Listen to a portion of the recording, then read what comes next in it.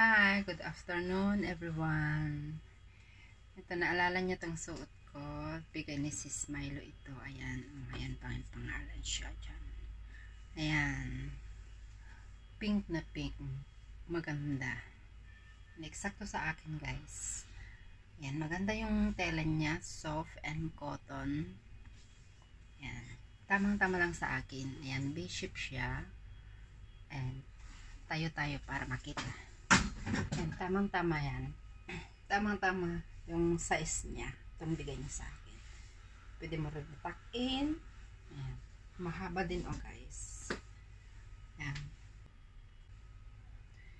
Ito, salamat Sis Milo sa bigay mo sa akin. Binigyan kami lahat noon. Nag-Grand LS siya. Nag-ano ng nanalo. Lahat ng nandito sa Hong Kong binigyan niya kasi maibibigay niya pag kasi sa Pinas or sa iba kang bansa hindi niya maibibigay na yung face to face, kaya Hong Kong lang ang binigyan niya. Thank you Sis Milo sa bigay mo sa akin. Ayan, pink na pink. Actually paborito ko din yung kulay puti, pink, sa yellow.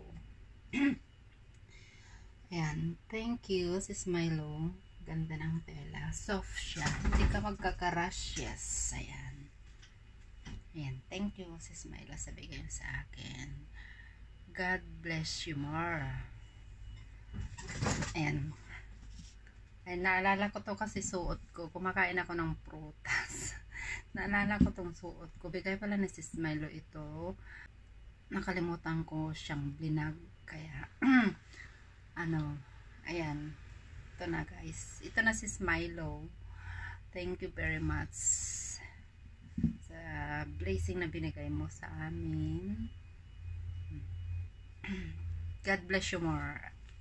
More power to your channel. Ayan. Thank you Sis Milo. Ayan. Kain tayo ng grapes. Thank you very much. Bye bye. Thank you Sis Milo.